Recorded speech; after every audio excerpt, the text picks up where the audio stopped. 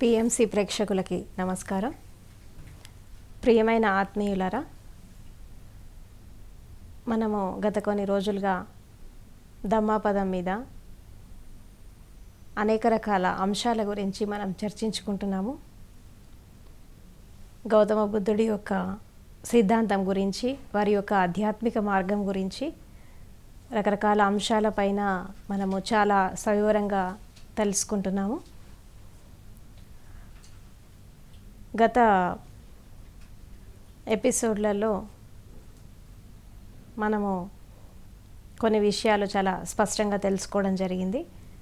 అంటే ధ్యానం గురించి కానీ, అష్టాంగ మార్గం గురించి కానీ, తర్వాత ధమ్మానుపස්සన అంటే ధర్మం అంటే ఏంటి, ధర్మచక్ర ప్రవర్తన అంటే ఏంటి, తర్వాత వివిధ రకాల అంశాలపైన ఆర్య సత్యాల యొక్క ప్రత్యక్ష అనుభవం జరిగితే ఎలా ఉంటుంది, నిర్వాణ పదం అంటే ఏంటి, ఇలా రకరకాల అంశాలపైన మనము చర్చించుకున్నాం. జీవితంలో మనిషి ప్రాపంచికంగా ఎదగాలన్నా, అదేవిధంగా ఆధ్యాత్మికంగా ఎదగాలన్నా జీవితం అనేది చాలా డిసిప్లిన్డ్గా, క్రమశిక్షణతో కూడుకొని ఉండాలి. ఎందుకంటే డిసిప్లిన్డ్ లైఫ్ అనేది లేకపోతే మనిషి ప్రాపంచికంగా ఎదగలేడు, ఇంకా ఆధ్యాత్మికంగా ఎదగడం అనేది చాలా అసాధ్యమైనది. ఎస్పెషల్లీ ధ్యాన మార్గంలో వెళ్ళేవాళ్ళు, అంటే ఆనాపానసతి, విపස්සన ప్రాక్టీస్ చేసేవాళ్ళు తప్పకుండా ఈ యొక్క డిసిప్లిన్డ్ లైఫ్ని అలవాటు చేసుకోవాలి. అండ్ ఇంకోటి ఏంటంటే మనిషి నిర్వాణ పదంలోకి వెళ్ళాలి అంటే ఎలాంటి క్యారెక్టర్స్తో వెళ్ళాలి, ఎలాంటి లక్షణాలతో వెళ్ళాలి, తర్వాత ఎలాంటి ఒక క్యారెక్టరిస్టిక్స్తో వెళ్తే మనిషి ఆ యొక్క బుద్ధత్వాన్ని పొందుతాడు, జ్ఞానోదయాన్ని పొందుతాడు అని చెప్పి గౌతమ బుద్ధుడు ధమ్మానుపස්සనలో చాలా క్లియర్గా చెప్పడం జరిగింది. సో వాటిని 10 పారమితలు అని చెప్పి అంటారనమాట. ఈ ఆధ్యాత్మిక సాధన అనేది, స్పిరిచువల్ జర్నీ అనేది ఒక విధంగా చెప్పాలంటే జన్మజన్మల సాధన. అంటే ఒక్కొక్క లైఫ్లో ఒక్కొక్క క్యారెక్టర్ని పెంపొందించుకుంటూ మనిషి ఈ యొక్క అత్యున్నత శిఖరమైన, అంటే మానవజాతి యొక్క అత్యున్నత శిఖరమైనటువంటి ఆ యొక్క జ్ఞానోదయాన్ని పొందడం జరుగుతుంది, బుద్ధత్వాన్ని పొందడం జరుగుతుంది. అంటే ఒక్కొక్క లైఫ్లో ఒక్కొక్క పాఠాన్ని నేర్చుకుంటాం, ఒక్కొక్క జీవితంలో ఒక్కొక్క గుణపాఠాన్ని నేర్చుకొని దాన్ని మనం జీవితంలో ఇంప్లిమెంట్ చేసి ఎప్పుడైతే మనం ముందుకు వెళ్తామో అప్పుడు ఏమైపోతుందంటే ఆటోమేటిక్గా మనం అనుకున్న లక్ష్యాన్ని మనం చేరుకుంటాం. అందులో భాగంగానే 10 పారమితల గురించి చాలా స్పష్టంగా చెప్పడం జరిగింది గౌతమ బుద్ధుడు. దీన్ని ఏమంటారంటే పుణ్య వితరణ అని కూడా అంటారనమాట.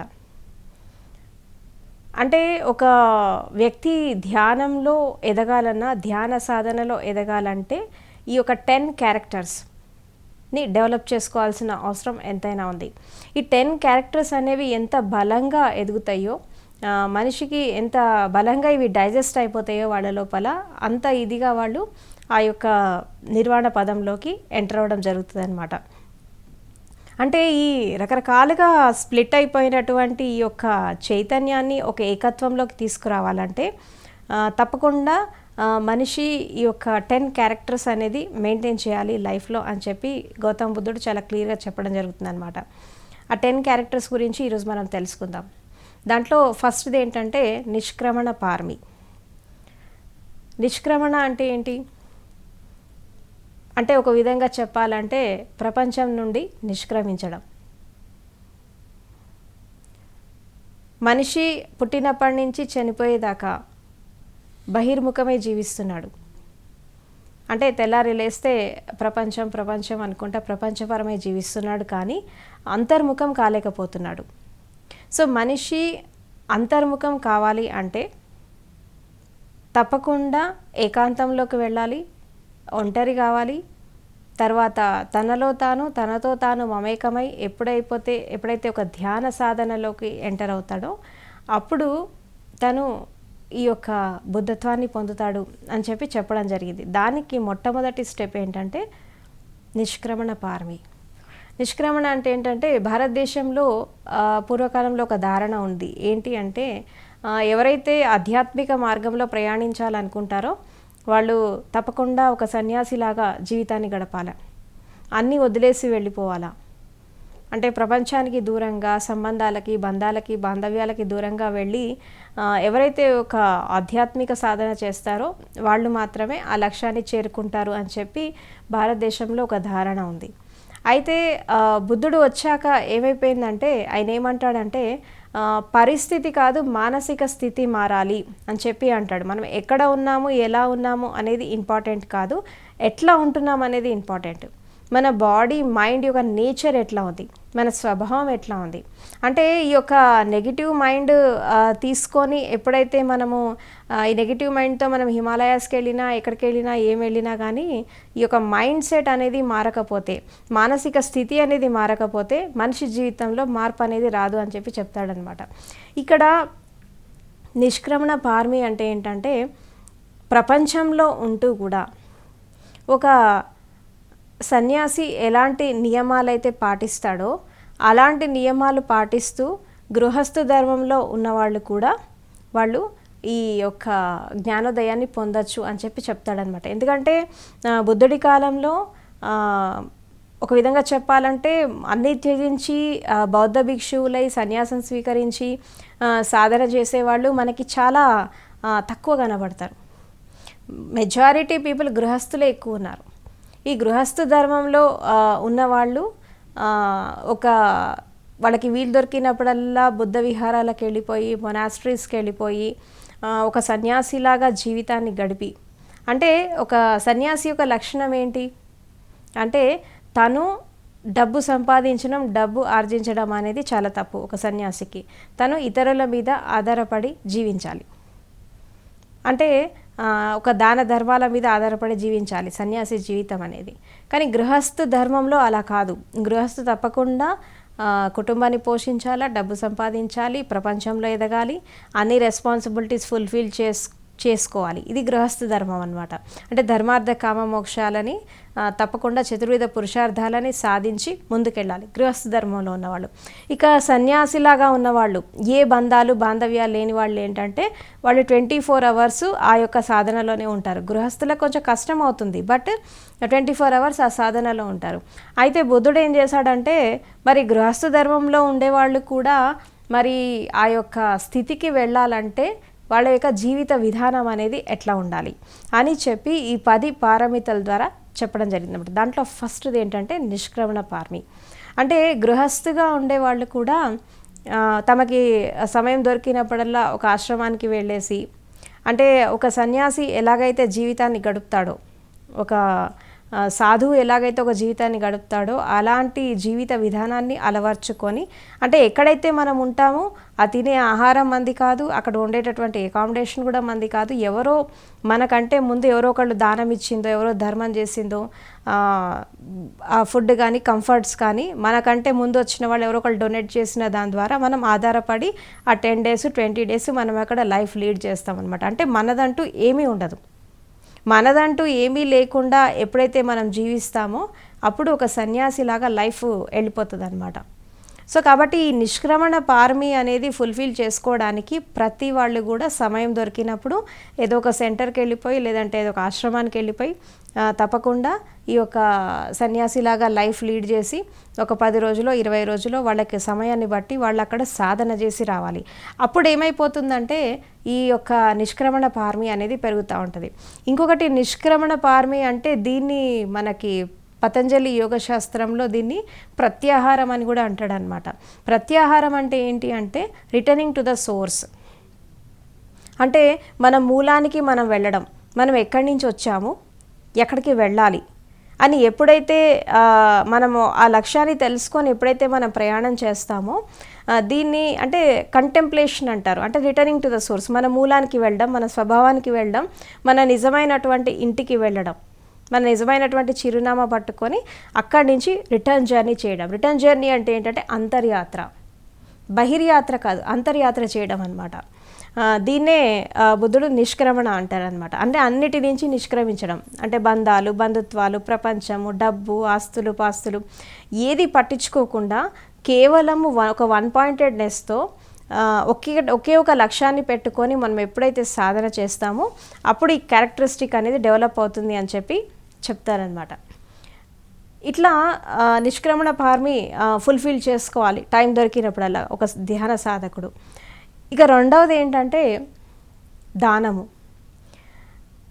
గృహస్థు అనే వాళ్ళకి తప్పకుండా దాన ధర్మాలు అనేవి చేయాలి. ఎందుకంటే డబ్బు సంపాదించడం అనేది గృహస్థు ధర్మం కాబట్టి ఈ డబ్బు సంపాదనలో కేవలము తాను మర్చిపోయి సంపాదించడం కాకుండా, అహంకారంతో కాకుండా, అజ్ఞానంతో కాకుండా ధర్మబద్ధంగా సంపాదించాలి. ఆ సంపాదించిన దాంట్లో ఒక 10% 5% దాన ధర్మాలు చేయాలి. ఇది గృహస్థులకి చాలా అవసరం. ఎందుకంటే అహంకారాన్ని తగ్గించుకోవడానికి, తర్వాత అంతా నేనే చేశాను అనేటటువంటి ఒక మమకారాన్ని, ఒక అహంకారం లేకుండా మనిషి జీవించాలి అంటే తప్పకుండా ఈ దాన ధర్మాలు అనేవి చాలా అవసరం. ఇది సెకండ్. ఇంకా మూడవది ఏంటంటే శీలపార్మి. శీలం అంటే ఏంటి? క్యారెక్టర్ని మెయింటైన్ చేయాలి. అంటే పంచశీలాలను పాటించాలి. ఒకటి అహింస, రెండవది సత్యం మాట్లాడడం, మూడవది పరుల సొమ్ము ఆశించకుండా ఉండడం, ఇంకా నాలుగవది ఏంటంటే మత్తు పదార్థాలకి దూరంగా ఉండడం, ఇక ఐదవది ఏంటంటే బ్రహ్మచర్యాన్ని పాటించడం. ఈ 5 శీలాలతో ఎవరైతే ఒక ధ్యాన సాధన చేస్తారో వాళ్ళు వితిన్ 3 months ఆర్ 1 year వాళ్ళు ఆత్మజ్ఞానం పొందడం జరుగుతుంది అని చెప్పి బుద్ధుడు చెప్తాడు. తప్పకుండా శీలాన్ని పాటించాలి. అందుకే బుద్ధుడి మార్గం ఏంటంటే శీలం, సమాధి, ప్రజ్ఞ. అంటే ఎవరైతే ఒక క్యారెక్టర్ని మెయింటైన్ చేస్తారో, ఎవరైతే ఒక డిసిప్లిన్డ్ లైఫ్ మెయింటైన్ చేస్తారో వాళ్ళు ఆటోమేటిక్గా ధ్యానంలోకి వెళ్తారు. ధ్యానంలోకి వెళ్ళిన వాళ్ళకి ఒక ఆర్ట్ ఆఫ్ లివింగ్, ఒక జీవించేటటువంటి కళ వస్తుంది. ఎవరికైతే జీవించేటటువంటి కళ వస్తుందో వాళ్ళు ఈ మరణించేటటువంటి కళను నేర్చుకొని సమాధి స్థితిలోకి ప్రవేశించినప్పుడు అక్కడి నుంచి వాళ్ళు ఈ యొక్క నిర్వాణాన్ని పొందడం జరుగుతుంది. అదేవిధంగా జ్ఞానోదయాన్ని పొందడం జరుగుతుందని చెప్పి బుద్ధుడు చెప్పడం జరిగింది. కాబట్టి శీలాన్ని కాపాడుకోవాలి. ఇక నాలుగవది ఏంటంటే సహనశీలత. సహనశీలత అంటే ఏంటంటే మనకి ప్రాపంచికంగా మనం ఎదగాలన్నా, ధ్యానంలో ఎదగాలన్నా ఓర్పు, సహనము అనేది చాలా అవసరం. అంటే జనరల్గా ధ్యాన కేంద్రాలకు వెళ్ళినప్పుడు, ఎక్కడైనా మనము సాధన కోసం వెళ్ళినప్పుడు గ్రూప్ మెడిటేషన్స్ చేస్తాం. మనం గ్రూప్ మెడిటేషన్స్ చేసినప్పుడు అక్కడ ఎలా ఉంటుందంటే కొంతమంది తమకు తెలియకుండా ఏదో ఒకటి డిస్టర్బెన్స్ చేస్తూ ఉంటారు. ఈ చేస్తున్నటువంటి క్రమంలో ఎవరైతే సీరియస్గా ధ్యాన సాధన చేస్తున్నారో వాళ్ళు దాన్ని డిస్టర్బెన్స్ అనుకొని ఎవరైతే వాళ్ళ చేసేస్తుంటారో వాళ్ళ మీద ఒక ద్వేషాన్ని పెంచేసుకుంటారు. వీళ్ళేంటి ఊరికే డిస్టర్బ్ చేస్తున్నారని చెప్పి. అంటే మనం 10 మందిలో ఉండి సాధన చేసినప్పుడు సహనశీలత అనేది చాలా అవసరం, సహనం అనేది చాలా అవసరం. అండ్ అదేవిధంగా ఇప్పుడు వ్యవహారిక జగత్తులో కూడా, అంటే ప్రపంచంలో కూడా మనకి రకరకాల సంఘటనలు ఎదురవుతూ ఉంటాయి. మంచి ఎదురవుతుంది, చెడు ఎదురవుతుంది, రకరకాల సంఘటనలు మనం చూస్తూ ఉంటాం. జీవితంలో రకరకాల సంఘటనలు ఎదురవుతూ ఉంటాయి. ఆ ఎదురయ్యేటటువంటి క్రమంలో ఆ యొక్క ప్రాబ్లమ్స్ని ఫేస్ చేసేటటువంటి క్రమంలో కూడా మనము చాలా ఓపికగా, సహనంతో మనం వాటిని పరిష్కరించుకోవాలి. అప్పుడు ఏమైపోతుందంటే మనము ప్రపంచంలో కూడా చాలా సక్సెస్ఫుల్గా ఎదగడం జరుగుతుంది. అదేవిధంగా ధ్యాన సాధనలు కూడా ఎదగడం జరుగుతుంది. అంటే సాధన పేరు మీద కూడా ఒక ఈర్ష్య ద్వేషాలని పెంచుకోవద్దు. మనం సాధన ఎందుకు చేస్తున్నాము? ఒకటి రాగాన్ని తీసేసుకోవాలా, తర్వాత ద్వేషాన్ని తీసేసుకోవాలి. అంటే వీతరాగ స్థితికి వెళ్ళాలి, వీత ద్వేష స్థితికి వెళ్ళాలి. అంటే ఈ రెండు లేనటువంటి స్థితి ఒక స్థిత ప్రజ్ఞలో, ఒక సమతా భావనలో, ఒక ఈక్వానిమిటీలో ఎప్పుడైతే మనం ఎస్టాబ్లిష్ అవుతామో అప్పుడు మనకి ఏమైపోతుందంటే ఒక జ్ఞానాన్ని పొందడం జరుగుతుంది అని చెప్పి సహనశీలత అనేది చెప్తాడు. ఇంకా ఐదవది ఏంటంటే తర్వాత ఇంకొకటి ఏంటంటే ఎస్పెషల్లీ చెప్పుకోవాలంటే 5th క్యారెక్టర్ ఏంటంటే మైత్రి భావన. ఈ మైత్రి భావన ఏంటంటే ఒక ఫ్రెండ్లీ నేచర్, ఒక ఫ్రెండ్లీ అట్మాస్ఫియర్ క్రియేట్ చేసుకొని మనకి మనము డెవలప్ కావడం. అంటే మైత్రి భావన అంటే ఏంటంటే జనరల్గా మనం ఫ్రెండ్షిప్ చేస్తాము. ఎట్లా చేస్తామంటే ఒక స్టేటస్, పొజిషన్, కులము, మతము ప్రాతిపదికన మనం ఫ్రెండ్షిప్ చేస్తాము. అలా కాకుండా అందరినీ సమానంగా స్వీకరించి అందరినీ సమానంగా చూస్తూ ఒక సమతా భావనతో అందరితో స్నేహపూర్వకంగా ఉండడం అన్నమాట. అంటే ఒక విధంగా చెప్పాలంటే వన్ కిచెన్ వన్ హ్యుమానిటీ, లేదంటే విశ్వ వసుదైవ కుటుంబకం అనే కాన్సెప్ట్తో జీవించడం. ఈ మైత్రీ భావన అనేది ఒక బ్రహ్మ విహారాలలో మొట్టమొదటి క్వాలిటీ. అంటే ఈ విశ్వంలో ఉండేటటువంటి ఒక బ్రహ్మ పదార్థం అనేది కూడా అనంతమైన మైత్రీ భావనతో సర్వ ప్రాణుల యందు సమానమైనటువంటి దృష్టితో, సమదృష్టితో ఈ విశ్వాన్ని నడిపిస్తోంది ఈ యొక్క బ్రహ్మతత్వము. కాబట్టి ఎప్పుడైతే మనిషి ఈ నిర్వాణ పదంలోకి వెళ్తాడో తప్పకుండా ఈ క్వాలిటీ అనేది డెవలప్ అవుతుంది. అంటే మైత్రీ భావనలో ఉండడం అన్నమాట. ఇక ఇంకోటి ఏంటంటే ఉపేక్ష అంటే ఏంటంటే సమతా భావన, అంటే ఈక్వానిమిటీతో ఉండడం అంటే ఏంటి? ఒక జీవితంలో అనుకూల ప్రతికూల పరిస్థితులు వస్తూ ఉంటాయి. జనరల్గా అనుకూల పరిస్థితి వచ్చినప్పుడు మనిషి ఎగిరి గంతేస్తూ ఉంటాడు, ప్రతికూల పరిస్థితి వచ్చినప్పుడు కుంగిపోతూ ఉంటాడు. సో కాబట్టి ఈ రెండిటిని ఎవరైతే ఒక బ్యాలెన్స్ చేసుకొని ముందుకెళ్తారో వాళ్ళు మాత్రమే జీవితంలో ఎదుగుతారు.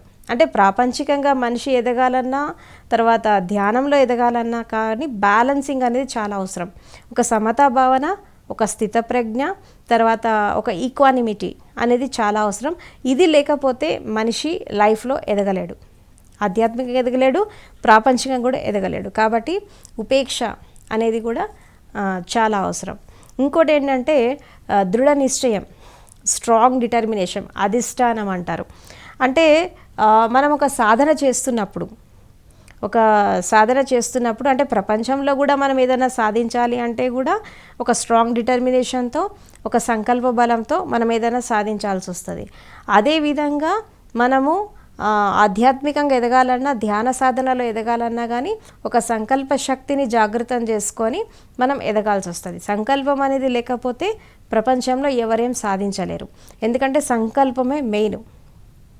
ఒక సంకల్ప శక్తిని మనం జాగృతం చేసుకున్నప్పుడు మనలో ఉన్నటువంటి చైతన్యం అనేది, మనలో ఉన్నటువంటి ఈ యొక్క శక్తియుక్తులు జాగృతమయ్యి మనం చేసే పనికి అవి మనకి సహకరిస్తాయి అన్నమాట. అంటే ఒక విధంగా చెప్పాలంటే మన శరీరము, మనసు, హృదయము, భావాలు, ఆలోచనలు ఈ మూడిటిని ఒక వన్ పాయింటెడ్నెస్లో తీసుకొని వచ్చి ఎప్పుడైతే మనము ఒక సంకల్పంతో ఒక పని చేస్తామో తప్పకుండా ఆ పనిలో మనం సక్సెస్ అవ్వడం జరుగుతుంది. కాబట్టి స్ట్రాంగ్ డిటర్మినేషన్ అంటే మనం ధ్యానంలో కూర్చున్నప్పుడు కూడా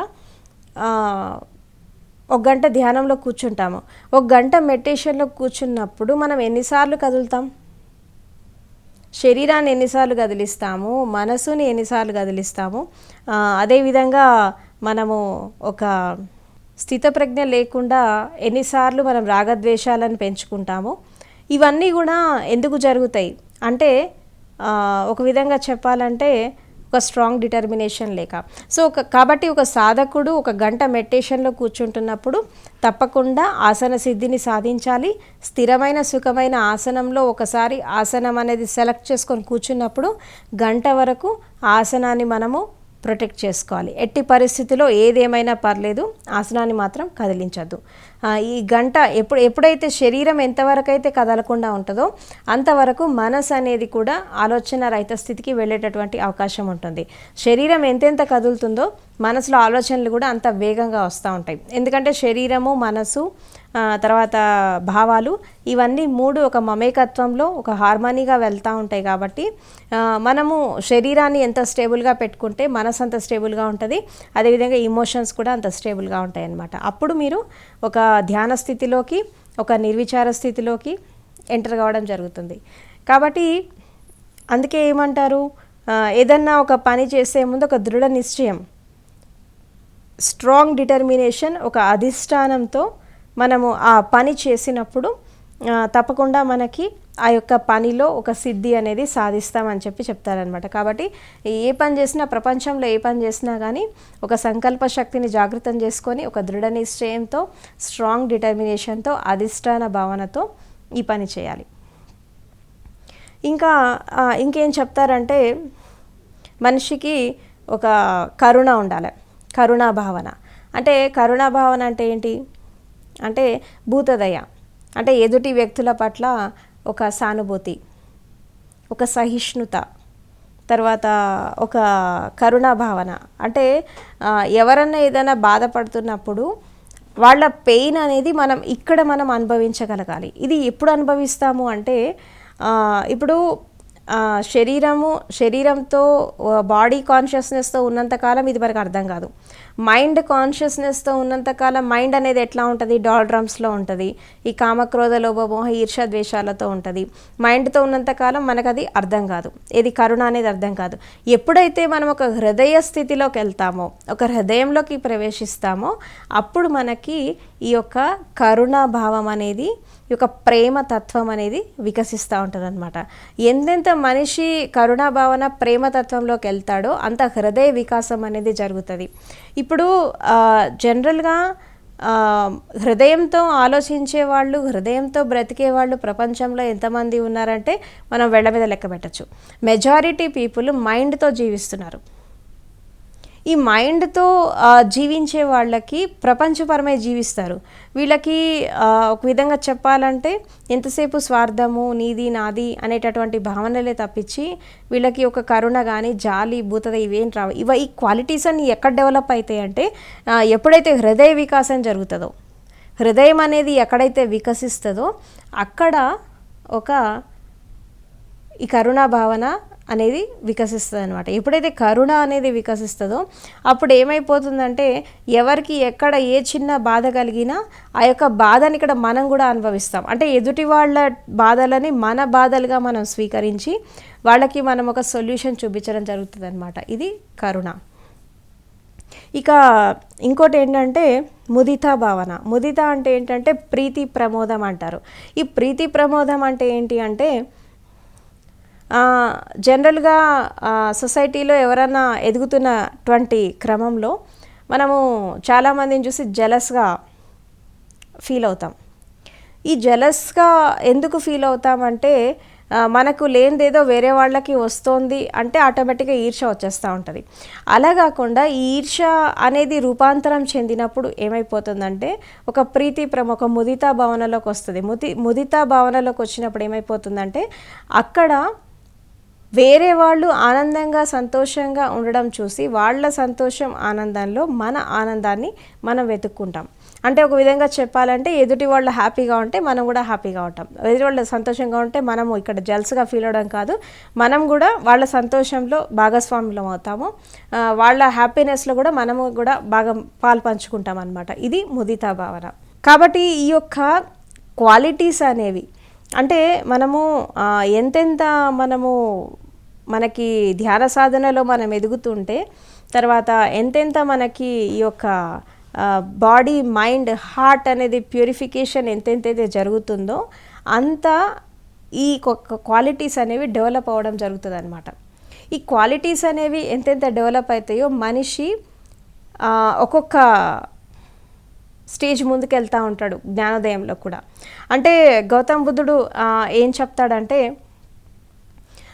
ఇంకా ముఖ్యంగా చెప్పుకోవాలంటే సేవ. ఈవెన్ సేవ చేయడం అనేది కూడా ఒక మంచి లక్షణము. ఎందుకంటే ఈ సేవా తత్పరత ఏమైపోతుందంటే సేవా తత్పరత ఉన్నప్పుడు ఏమైపోతుందంటే మనలో ఉన్నటువంటి ఈ యొక్క నెగటివిటీస్ అనేది దూరం అయిపోతాయి, మనలో ఉన్నటువంటి అహంకారం అనేది తగ్గిపోతుంది. తర్వాత వేరే వాళ్ళని ప్రేమించడము, వేరే వాళ్ళ అవసరాలు తీర్చడము, ఈ సేవ అనేది కూడా చాలా ఇంపార్టెంట్ పార్మి అని చెప్పడం జరుగుతుంది. కాబట్టి ఈ సేవ ద్వారా కూడా మనిషి ఆ యొక్క స్టేజ్కి రీచ్ అవ్వచ్చు. అంటే ఇప్పుడు జనరల్గా బుద్ధుడు ఏమంటాడంటే ఈ యొక్క 10 క్వాలిటీస్ అనేవి ఒక్కొక్కటి ఎంతెంత డెవలప్ అవుతూ ఉంటాయో అంతంత మనిషి బుద్ధత్వానికి దగ్గర అవుతాడని చెప్తాడనమాట. ఒక పెద్ద కుండ తీసుకొని ఒక్కొక్క డ్రాప్ వేసుకుంటూ వస్తారంటే ఒక్కొక్క క్యారెక్టర్ అనేది ఒక్కొక్క డ్రాప్ లాగా పడుతున్నప్పుడు ఎప్పుడైతే ఈ యొక్క 10 క్యారెక్టర్స్ అనేవి ఫుల్ఫిల్మెంట్కి వస్తాయో అప్పుడు మనిషి జ్ఞానోదయానికి వెళ్తాడు అని చెప్పి గౌతమ బుద్ధుడు చెప్తాడనమాట. అందుకే దీన్ని అంటే తప్పకుండా మనిషి ఒక సాధనకి వెళ్ళినప్పుడు, ఒక ఆశ్రమానికి వెళ్ళినప్పుడు, సాధన చేస్తున్నప్పుడు తప్పకుండా వెళ్ళినప్పుడల్లా ఈ క్యారెక్టర్స్ అనేవి ఎంతెంత మన లోపల డెవలప్ అవుతున్నాయి అనేది ప్రతి వాళ్ళు ఒక కొలమానం లాగా టెస్ట్ చేసుకోవాలి ఎవరిది వాళ్ళని. ఎందుకంటే ఈ క్వాలిటీస్ అనేవి రాకపోతే మనిషి జ్ఞానోదయం పొందడం అనేది అసాధ్యం. అంటే మనము ఈ బాడీ, మైండ్, హార్ట్ అనేది ప్యూరిఫికేషన్ చేసుకున్నప్పుడు ఈ క్యారెక్టర్స్ అనేవి మన లోపల ఉంటాయి.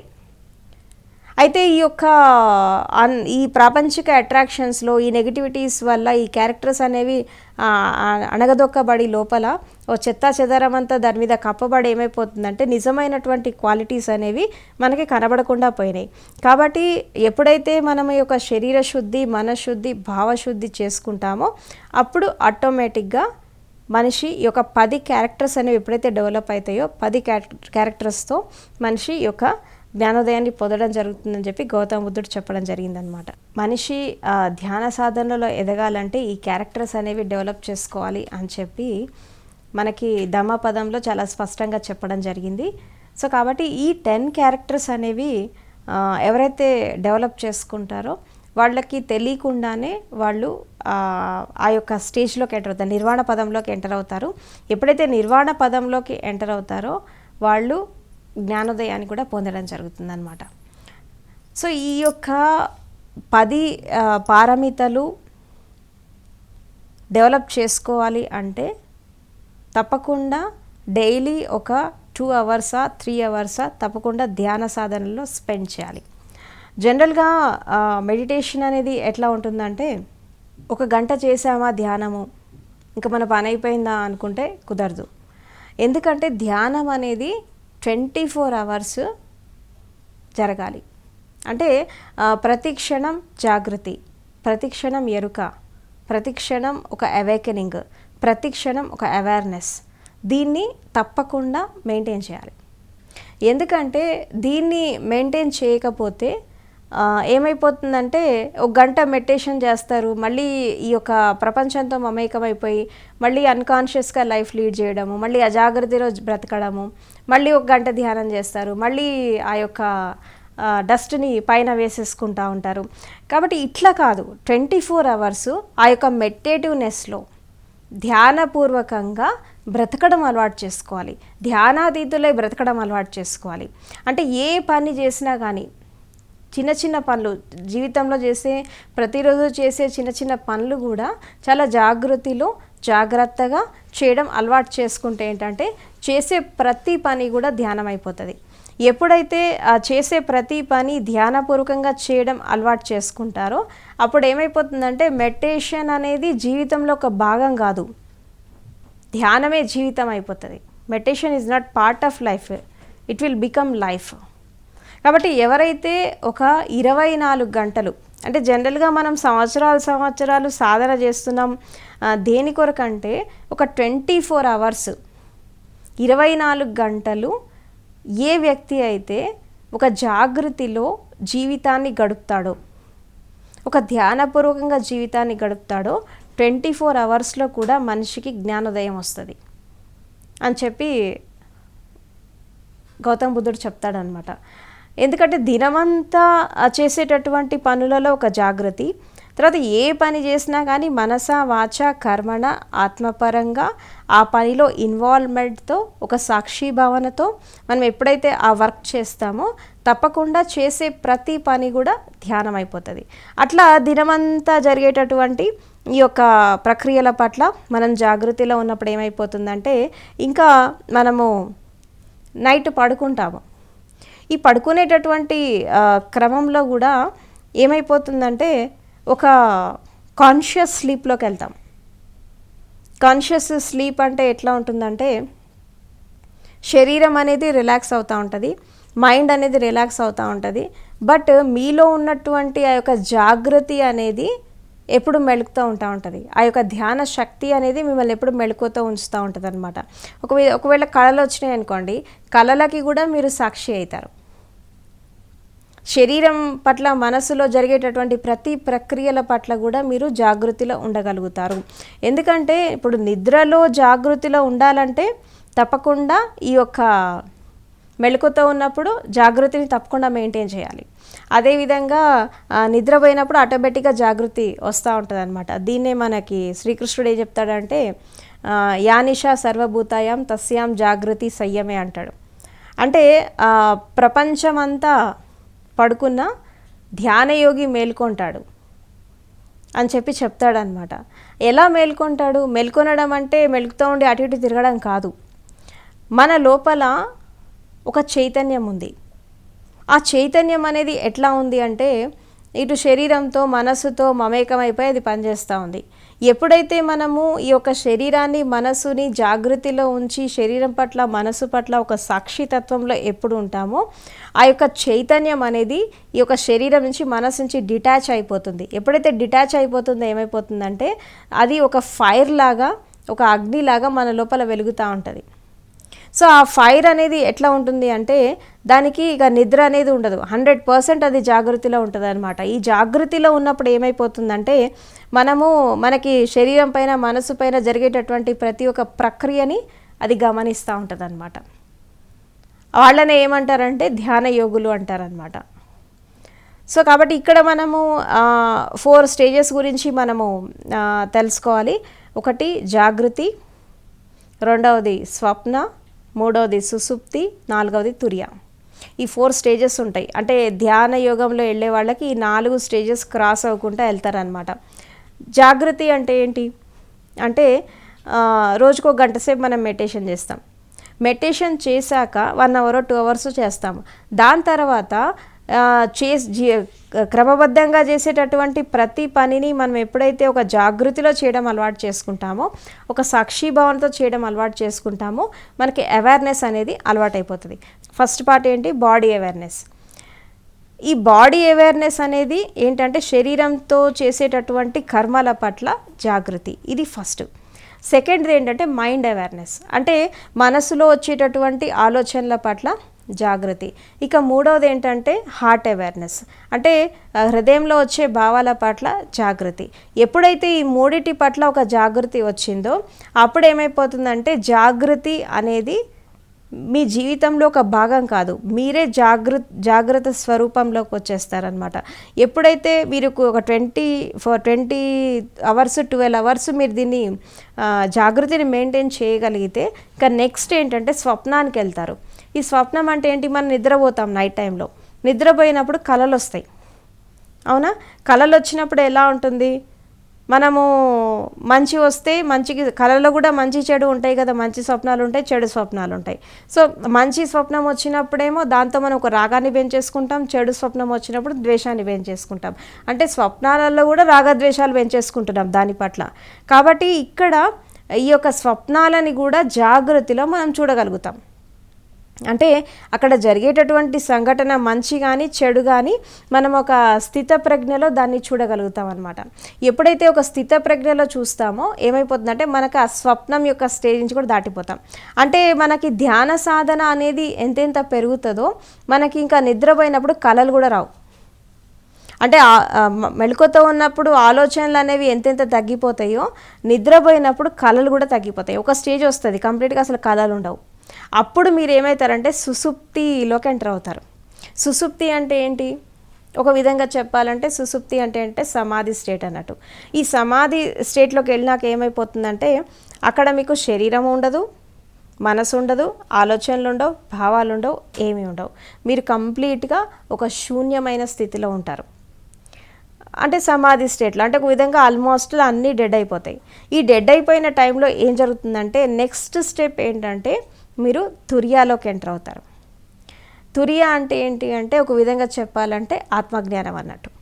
అంటే ఎప్పుడైతే ఈ యొక్క శరీరము, మనసు, హృదయము, భావాలు ఇవన్నీ ఎప్పుడైతే డెడ్ అయిపోతాయో మీరు నో మైండ్ స్టేట్లోకి ఎప్పుడైతే వెళ్తారో, కంప్లీట్గా నిర్విచార స్థితిలోకి ఎప్పుడైతే వెళ్తారో అప్పుడు మీరు ఒక తురియా స్టేట్కి వెళ్తారు, ఒక ఆత్మజ్ఞాన స్థితికి వెళ్తారనమాట. అప్పుడు వెళ్ళినప్పుడు ఏమైపోతుందంటే మీరెవరో మీరు తెలుసుకుంటారు. ఎప్పుడైతే మీరెవరో మీరు తెలుసుకుంటారో అప్పుడు ఏమైపోతుందంటే మీలో ఉండేటటువంటి ఆ యొక్క శక్తి అనేది జాగృతం అవుతుంది. ఆ శక్తి అనేది జాగృతం అయ్యి ఈ శక్తి అనేది ఎప్పుడైతే ఈ యొక్క పరమ చైతన్యంతో ఒకటైపోతుందో, ఈ యొక్క విశ్వశక్తితో ఒకటైపోతుందో, మీరు అప్పుడు జ్ఞానోదయానికి వెళ్తారు. ఇది మొత్తము 4 స్టేజెస్ అన్నమాట. అంటే ఆధ్యాత్మికాన్ని ఒక క్రోడీకరించి చెప్పాలి అంటే ఈ 4 స్టేజెస్లో ఉంటుందన్నమాట. కాబట్టి ఒక ధ్యాన సాధకుడు ఈ స్టేజెస్కి రీచ్ అవ్వాలంటే తప్పకుండా ఈ యొక్క వ్యవహారిక జగత్తులో ఈ యొక్క 10 క్యారెక్టర్స్ అనేది తప్పకుండా మెయింటైన్ చేయాలి. తర్వాత తను ఒక స్థితికి వెళ్ళాలి. ఆ స్థితికి వెళ్ళినప్పుడు ఏమైపోతుందంటే ఆటోమేటిక్గా తను ఒక పరిపూర్ణమైనటువంటి స్థితికి వస్తాడు. ఎప్పుడైతే పరిపూర్ణమైనటువంటి స్థితికి వస్తాడో అక్కడ ఏమైపోతుందంటే తను జ్ఞానోదయానికి వెళ్ళడం జరుగుతుంది. ఈ యొక్క క్యారెక్టర్స్ని విశ్లేషించేటటువంటి క్రమంలో మనకి గౌతమ బుద్ధుడి జీవితం తీసుకుంటే ఆయన జీవితంలో మనకి రకరకాల సంఘటనలు మనం చూడొచ్చు. అయితే ఇక్కడ ఈ గౌతమ బుద్ధుడు ఈ జన్మకి రాకముందు తను గత జన్మలో తనకి సంబంధించినటువంటి ఒక కథ చెప్పడం జరుగుతుందన్నమాట. మనకి జాతక కథల్లో వస్తుంది ఇది. అయితే ఇక్కడ ఏంటి అంటే గౌతమ బుద్ధుడు ఒకే జన్మలో ఓవర్ నైట్ సమ్యక్ సంబుద్ధుడు కాలేదు. అనేక జన్మల నుంచి ఒక్కొక్క క్యారెక్టర్ డెవలప్ చేసుకుంటూ వచ్చాడు ఆయన.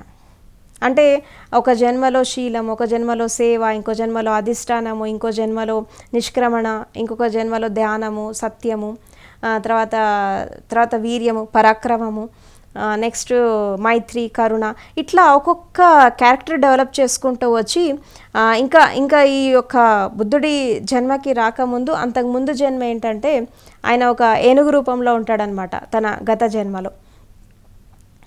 ఆ ఏనుగు రూపంలో ఉన్నప్పుడు ఒక సంఘటన జరుగుతుంది. ఏంటి అంటే జనరల్గా మనకి అడవికి నిప్పు అంటుకుంటే కదా, మంచి సమ్మర్ టైంలో నిప్పు అంటుకొని అడవి అంతా కాలిపోతూ ఉంటుంది అనమాట. ఈ అడవి కాలిపోతున్నటువంటి టైంలో ఈ యొక్క అనేక రకాల జంతువులన్నీ పరిగెడతా ఉంటాయి, ప్రాణభయంతో పరిగెడతా ఉంటాయి. ఆ పరిగెట్టే వాటిలో ఈ యొక్క ఏనుగు కూడా పరిగెడతా ఉంటుంది. ఈ ఏనుగు పరిగెట్టి ఏం చేస్తుందంటే ఒక చెట్టు కింద వచ్చి ఆగుతుంది అనమాట. ఒక ఆశ్రయం తీసుకుంటుంది. ఒక చెట్టు కింద వచ్చి ఆశ్రయం తీసుకుంటున్నప్పుడు ఆ టైంలో ఏం జరుగుతుందంటే దాని కాలు దగ్గర ఒక చిన్న పురుగు, ఒక చిన్న జీవి వచ్చి దాని కాలు దగ్గర ఆగుతుంది అనమాట. అది ఆగినప్పుడు ఏమైపోతుందంటే ఇక అన్ని చెట్లకి నిప్పు అంటుకుంటుంది. ఇక ఏదైతే ఆ ఏనుగు ఉంటుందో ఆ చెట్టుకు కూడా అక్కడ అగ్ని అంటుకుంటుంది అనమాట.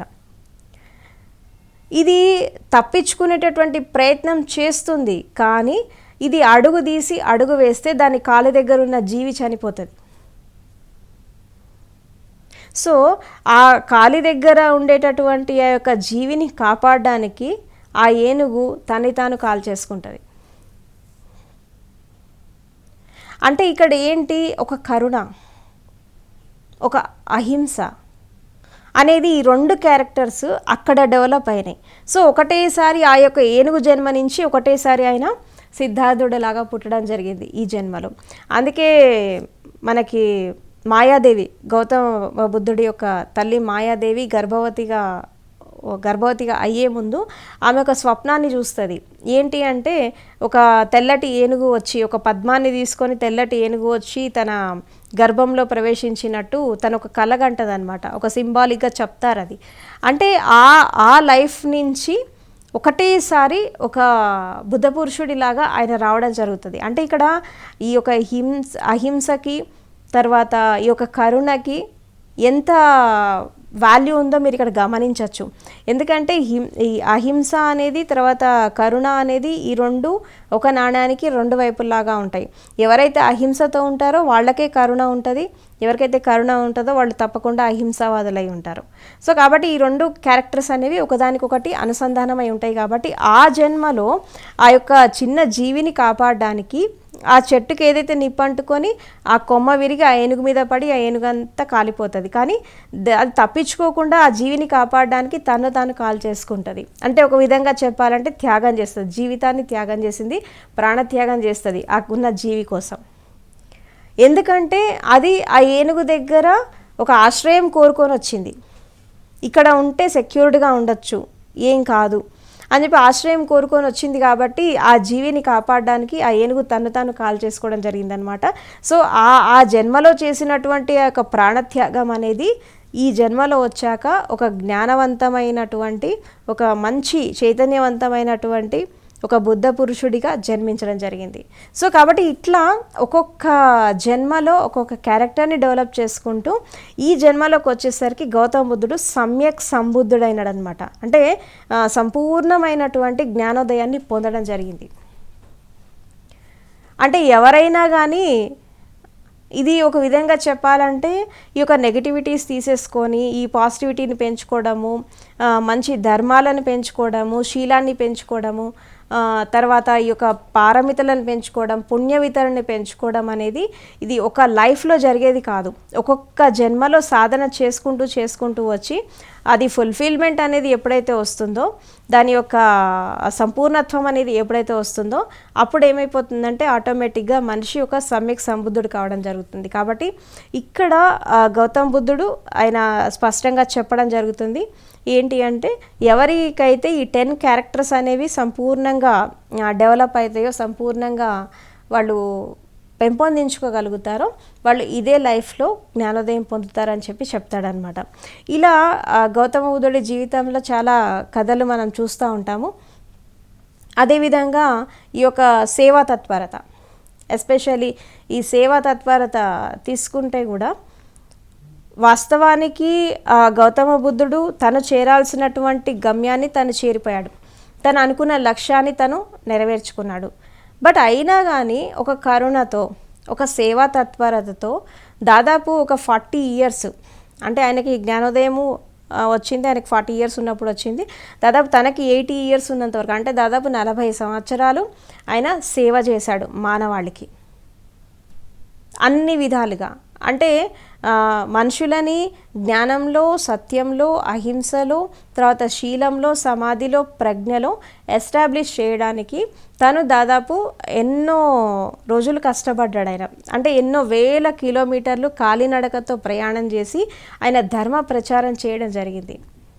ఇలా సేవ చేయడం జరిగింది మానవాళికి. అంటే ఆ రోజు ఆయన చెప్పినటువంటి సూత్రాలు కావచ్చు, ఆయన అవలంబించినటువంటి ఆయన జీవిత విధానం కావచ్చు, దాని తర్వాత ఆయన ఇచ్చినటువంటి ఈ యొక్క ధమ్మాపద సూత్రాలు కావచ్చు, ఇవన్నీ కూడా ఆయన యొక్క కరుణతో, ఆయన యొక్క సేవా తత్పరతతో జ్ఞానం అనేది ఎవరి సొత్తు కాదు, అది అందరిది. నేను జ్ఞానాన్ని పొందాను, అది నా వరకే పరిమితం చేసుకోకుండా ఈ యొక్క ప్రపంచంలోని సర్వ మానవాళికి దీన్ని అందించాలా, లోక కళ్యాణం కోసం దీన్ని అందించాలి అనేటటువంటి ఒక సద్భావనతో ఆయన ప్రపంచానికి తన జ్ఞానాన్ని అందించడం జరిగిందనమాట. సో ఆయన అందించినటువంటి జ్ఞానంతో ఆ కాలంలో కొన్ని వేల మంది జ్ఞానోదయం పొందారు, కొన్ని వేల మంది.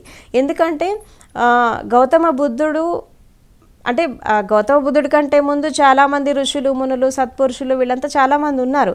కానీ ఎవరి ద్వారా కానటువంటి పని బుద్ధుడి ద్వారా ఒకటి జరిగింది. ఏంటి అంటే బుద్ధుడి కాలంలో ఎంతోమంది జ్ఞానోదయం పొందారు, కొన్ని వేల మంది ఆధ్యాత్మిక మార్గంలోకి వచ్చారు, కొన్ని వేల మంది జ్ఞానోదయం పొందారు. తర్వాత ఈ యొక్క బౌద్ధ ధర్మం అనేది వేరే వేరే దేశాలలో ఎస్టాబ్లిష్ కావడం జరిగింది. సో దాదాపు ఇది జరిగి దాదాపు 2600 సంవత్సరాల క్రితం ఇది జరిగినా కానీ ఇప్పటికీ బుద్ధుడు ఇచ్చినటువంటి ఆ యొక్క జ్ఞానం అనేది ఇంకా రెలవెంట్గా ఉంది, ఇంకా ఫ్రెష్గా ఎవర్ గ్రీన్గా ఉంది. అంటే ఎవరైతే ఈ యొక్క ధమ్మపదలోని సూత్రాలు వాళ్ళు పాటించి సాధన చేస్తారో ఆ కాలంలో బుద్ధుడు ఉన్నప్పుడు ఎలాంటి సత్ఫలితాలు వచ్చాయో ఈ కాలంలో కూడా అదే వస్తాయి 100% ఎవరైతే పాటిస్తారో. ఎందుకంటే మనిషికి మరణం ఉంటుంది కానీ జ్ఞానానికి మరణం ఉండదు.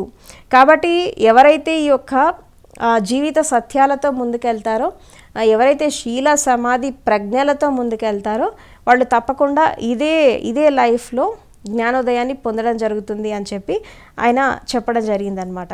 అంటే ఇక్కడ ఒక విషయము అర్థం చేసుకోవాలి, ధ్యాన సాధన చేసేవాళ్ళు ఏంటి అంటే కేవలం ధ్యానం చేసేసామా పని అయిపోయిందా అని కాదు, ఇలాంటి క్యారెక్టర్స్ అసలు మీ లోపల డెవలప్ అవుతున్నాయా లేదా, అసలు అంతర్పరివర్తన అనేది వస్తోందా రావట్లేదా, అంతర్పరివర్తన అనేది అసలు జరుగుతోందా లేదా అని చెప్పి ప్రతి వాళ్ళు కూడా ప్రతి క్షణం ప్రతిరోజు దాన్ని ఒక కొలమానంగా యార్డ్ స్టిక్ లాగా చేసుకొని ప్రతి వాళ్ళు కూడా దాన్ని తప్పకుండా అర్థం చేసుకొని ముందుకెళ్ళాలి. ఎందుకంటే మీరు ధ్యానంలో ఎదుగుతున్నారా లేదా అనడానికి ఒక కొలమానం ఏంటంటే వ్యవహారిక జగత్తులో, ప్రాపంచిక జగత్తులో మీ యొక్క స్థితి అనేది ఎట్లా ఉంది, మీ పరిస్థితి అనేది ఎట్లా ఉంది, దీన్ని అర్థం చేసుకొని ముందుకెళ్ళినప్పుడు తప్పకుండా ప్రతి వాళ్ళు కూడా ఇదే లైఫ్లో జ్ఞానోదయాన్ని పొందొచ్చు అని చెప్పి గౌతమ బుద్ధుడు చెప్పడం జరిగింది. కాబట్టి ఈ యొక్క 10 పారమితాలని ఎవరైతే ఆచరిస్తారో, తర్వాత 10 క్యారెక్టర్స్ని ఎవరైతే వాళ్ళు లైఫ్లో ఒక ఫుల్ఫిల్మెంట్కి తెచ్చుకుంటారో అట్లాంటి వాళ్ళు ఏమైపోతారంటే సమ్యక్ సంబుద్ధులు అవుతారు.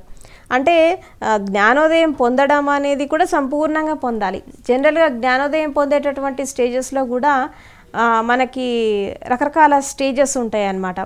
ఆ స్టేజెస్లో కొంతమంది కొన్ని స్టేజెస్ మాత్రమే రీచ్ అవుతారు. కానీ సంపూర్ణంగా ఒక జ్ఞానోదయాన్ని పొందేటటువంటి, సంపూర్ణంగా జ్ఞానోదయాన్ని పొందేటటువంటి స్థితి అనేది ఎక్కడో కొంతమందికి మాత్రమే వస్తుంది. అలాంటి వారిలో గౌతమ బుద్ధుడు కూడా ఒకరు. తర్వాత సమ్యక్ రూపంలో సంబుద్ధుడు కావడం అంటే జ్ఞానోదయంలో కూడా కొన్ని గ్లిమ్సెస్ వస్తాయి. జనరల్గా మనం ఒక సాధకుడు సాధన స్టార్ట్ చేసేటప్పుడు స్టార్టింగ్లో కొన్ని డివైన్ గ్లిమ్సెస్ వస్తాయి అన్నమాట. అంటే ఒక విధంగా చెప్పాలంటే ఇంద్రియాల పరిధిలో అనుభవం జరుగుతుంది అనమాట. ఈ ఇంద్రియాల పరిధిలో అనుభవం జరిగేటప్పుడు ఒకటి శ్రవణం కానీ, వెలుగు కానీ, సుగంధం కానీ, స్పర్శ కానీ, తర్వాత నాదాన్ని వినడం కానీ, తర్వాత మనకి ఒక డివైన్ టేస్ట్లోకి వెళ్ళడము, స్వాద్లోకి వెళ్ళడము, ఇవన్నీ జరుగుతూ ఉంటాయి. జనరల్గా థర్డ్ ఐ ఓపెన్ అయినప్పుడు మనము డిఫరెంట్ అనుభవాలతో ముందుకెళ్తాము. బట్ ఇవన్నీ కూడా చాలా టెంపరరీ ఎక్స్పీరియన్సెస్ అనమాట. ఎందుకంటే నిజమైనటువంటి అనుభవంలోకి వెళ్ళాలంటే అది ఇంద్రియాతీత అవస్థ. ఆ టైంలో ఇంద్రియాలు కూడా పనిచేయవు. అంటే శరీరము, మనస్సు, హృదయము ఇవన్నీ పోతాయి, కానీ ఇంద్రియాలు కూడా ఆ టైంలో పనిచేయవు. ఎప్పుడైతే మనం ఇంద్రియాతీత అవస్థకి వెళ్తామో, ఇంద్రియాతీత అవస్థలో జరిగేటటువంటి అనుభవమే నిజమైనటువంటి ఎక్స్పీరియన్సెస్. అంటే ఇవన్నీ కూడా గ్లిమ్సెసే, మంచి ఎక్స్పీరియన్సెసే. బట్ ఇది ఎక్కువ కాలం నిలవు. ఇప్పుడు థర్డ్ ఐ ఓపెన్ అయ్యాక మనకు కొన్ని పవర్స్ వస్తాయి, అష్టసిద్ధులు వస్తాయి, నవనిధులు వస్తాయి, ఇంకా రకరకాల ఎంపవర్మెంట్స్ వస్తాయి. బట్ ఇవన్నీ కూడా అశాశ్వతమైనవే. ఇంకా ఇది దాటి ఇంకా ముందుకెళ్ళాలి. ఎందుకంటే ఆధ్యాత్మిక యాత్రకి ఆరంభమే కానీ అంతం ఉండదు. ఇది ఒక అనంతమైన యాత్ర. సో ఈ అనంతమైన యాత్రలో మనము వేసింది చాలా చిన్న స్టెప్. చాలామంది ఏం చేస్తారంటే కొంచెం చిన్న గ్లిమ్సెస్ రాగానే ఇంకా మాకు అల్టిమేట్ గోల్ వచ్చేసింది అని చెప్పేసి సాధన ఆపేస్తారు. ఈ ఆపేయడంలో ఏమైపోతుందంటే ఈ ఉన్నవి కూడా వెళ్ళిపోతాయి. గుర్తుపెట్టుకోండి, ఏదైతే వచ్చిపోతుందో, ఏ అనుభవం అయితే వచ్చిపోతుందో అది శాశ్వతమైన అనుభవం కాదు, అల్టిమేట్ ఎక్స్పీరియన్స్ కాదు. అల్టిమేట్ ఎక్స్పీరియన్స్ ఎట్లా ఉంటుంది, ఇంద్రియాతీత అవస్థ ఎట్లా ఉంటుంది అంటే అది ఒకసారి వచ్చిందంటే పోదు, ఇంకా అది శాశ్వతంగా ఉండిపోతుంది. ఆ శాశ్వతమైనటువంటి అనుభవం పొందేదాకా ఒక ధ్యాని తన సాధనని ఆపద్దు.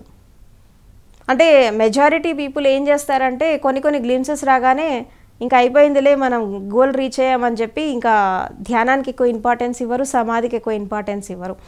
కాబట్టి ధ్యానం నుంచి మనిషి సమాధిలోకి ప్రవేశించి సమాధి స్థితిలోకి వెళ్ళినప్పుడు, అంటే ఒక విధంగా చెప్పాలంటే మృత్యు యొక్క అనుభవాన్ని పొందాలి. మృత్యోర్మ అమృతంగమయ్య అంటే మృత్యు నుంచి అమృత తత్వానికి వెళ్ళినప్పుడు అక్కడ ఏమైపోతుందంటే ఒక డెత్ ఎక్స్పీరియన్స్ వస్తుంది. ఎప్పుడైతే ఒక డెత్ ఎక్స్పీరియన్స్ జరుగుతుందో అక్కడి నుంచి మనిషి ఆత్మజ్ఞానాన్ని పొందడం జరుగుతుంది అనమాట. ఈ ఆత్మజ్ఞానం పొందడం అనేటటువంటి స్థితి స్టార్టింగ్లో కూడా ఒక గ్లిమ్సెస్ లాగా వస్తాయి. కొంతమంది బాడీ లీవ్ చేసేటటువంటి ప్రక్రియ అప్పుడప్పుడు కొన్ని సెకండ్స్ వస్తుంది, కొన్ని నిమిషాలు వస్తాయి, కొంతమంది కొన్ని గంటలు వస్తాయి. బట్ ఇది ప్రతిరోజు జరుగుతూనే ఉంటుంది. ఒకసారి శరీరం నుంచి ఒక చైతన్యం వేరైనటువంటి స్థితి ఒకసారి జరిగిందనుకోండి, అది ప్రతి నిమిషానికి జరుగుతూనే ఉంటుంది. ఒక టైం వస్తుంది, కంటిన్యూగా వెళ్ళిపోతుంది. అప్పుడప్పుడు 3 days, 5 days, కొంతమంది 21 days అలా వెళ్ళిపోతూ ఉంటారు ఆ స్టేజ్లోకి. సో వెళ్ళిపోయినప్పటికీ కూడా మళ్ళీ మనం ఈ ఇంద్రియ జగత్తుకు వస్తాం కదా, ఇంద్రియాతీత అవస్థకి వెళ్ళినా మళ్ళీ ఇంద్రియ జగత్తుకు వస్తాము. మళ్ళీ ఇక్కడ ఎన్నో ఆలంబనలు ఉంటాయి, మళ్ళీ ఎన్నో అట్రాక్షన్స్ ఉంటాయి. అంటే అందుకే ఏమంటారంటే మనిషి ప్రపంచంలో ఎంత ఎదిగితే అంత ఒదిగి ఉండాలంటారు. ఎంత తెలుసుకున్నా ఇంకో తెలుసుకోవాల్సింది చాలా ఉంటుంది. ఎందుకంటే జ్ఞానం అనేది ఒక అనంతమైనటువంటిది. జ్ఞానం అనేది ఒక సాగరం లాంటిది. మనం తెలుసుకుంది చిన్న నీటి బిందువు లాంటిదే, ఇంకా తెలుసుకోవాల్సింది చాలా ఉంటుంది. కాబట్టి ఈ యొక్క ధ్యాన సాధన చేసేవాళ్ళు తప్పకుండా ఈ యొక్క 10 పారమితలని తప్పకుండా పాటించాలా. ఎప్పుడైతే వీళ్ళు పాటిస్తారో, ఒక ధర్మబద్ధంగా సాధన ఎప్పుడైతే చేస్తారో, సో ప్రతి వాళ్ళు కూడా ఈ యొక్క నిర్వాణ పదాన్ని చేరుకుంటారు అని చెప్పి గౌతమ బుద్ధుడు ఈ 10 పారమితలకి చాలా ఇంపార్టెన్స్ ఇస్తారనమాట. అంటే జనరల్గా ఎవరైతే బుద్ధిస్ట్ మొనాస్ట్రీస్కి వెళ్ళి సాధన చేస్తారో, బౌద్ధ విహారాలకు వెళ్ళి సాధన చేస్తారో, వాళ్ళు వెళ్ళినప్పుడల్లా తప్పకుండా ఈ క్యారెక్టర్స్ డెవలప్ అవుతున్నాయా కావట్లేదా, మనము సేవ చేస్తున్నప్పుడు సేవా తత్పరత ఎంత పెరుగుతోంది, తర్వాత వ్యవహారిక జగత్తులో ఉన్నప్పుడు మనకి శీలం అనేది మనం ఎలా కాపాడుకుంటున్నాం, క్యారెక్టర్ అనేది ఎలా మెయింటైన్ చేస్తున్నాము, అదేవిధంగా మనం ధ్యాన సాధనలో ఉన్నప్పుడు సహనశీలత ఎంత పెరుగుతోంది, తర్వాత అధిష్టానం సంకల్ప బలం ఎంత పెరుగుతోంది, తర్వాత మనము వ్యవహారిక జగత్తులోకి వచ్చాక కరుణ అనేది ఎంత పెరుగుతోంది, మైత్రి భావన అనేది ఎంత పెరుగుతోంది, మనము ఒక సమతా భావనలో ఈక్వానిమిటీలో ఎలా ఉంటున్నాము, అనుకూల ప్రతికూల పరిస్థితులు వచ్చినప్పుడు మనం మన జీవితాన్ని ఎలా మలుచుకుంటున్నాము, మనం ఎలా వాటిని యాక్సెప్ట్ చేస్తున్నాం, స్వీకార భావం ఎంత పెరుగుతోంది. సో ఇవన్నీ కూడా ప్రతి సాధకుడు ప్రతి నిమిషము చెక్ చేసుకుంటూ ముందుకు వెళ్ళాలి. ఎందుకంటే గుర్తుపెట్టుకోండి, మీరు ఏ ధ్యాన పద్ధతి ఫాలో అయినా, మీరు ఏ సాధన చేసినా, ఏ గురువు దగ్గర ఉన్నా తప్పకుండా ఈ 10 క్యారెక్టర్స్ అనేవి డెవలప్ చేసుకోవాలి. ఒకటేంటి నిష్క్రమణ పార్మి, దానము, సత్యము, తర్వాత వీర్యము, పరాక్రమము, తర్వాత ఉపేక్ష, ముదిత, నెక్స్ట్ ఒక సమతా భావన, ఇంకోటి ఏంటంటే ధర్మము.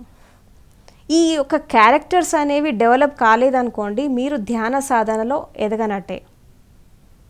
ఎందుకంటే తప్పకుండా మీరు నిజంగా మెడిటేటివ్నెస్లోకి వెళ్తే, నిజంగా మీరు ఆ సాధన చేస్తుంటే ఈ క్యారెక్టర్స్ అనేవి తప్పకుండా డెవలప్ అవుతాయి. సో ఈ క్యారెక్టర్స్ని ధ్యానం చేయాలి, ఈ క్యారెక్టర్స్ని డెవలప్ చేసుకోవాలి. డెవలప్ చేసుకొని వీలైనప్పుడల్లా ఆశ్రమాలకో మెడిటేషన్ సెంటర్స్కో వెళ్ళి మనం ఈ యొక్క 10 ఇంద్రియాలు, మన పంచేంద్రియాలని అదుపులో ఉంచుకొని ప్రపంచానికి దూరంగా ఒక సన్యాసిలాగా లైఫ్ లీడ్ చేసి తప్పకుండా ప్రతి ఒక్కళ్ళు ఈ క్యారెక్టర్స్ని డెవలప్ చేసుకోవాలి.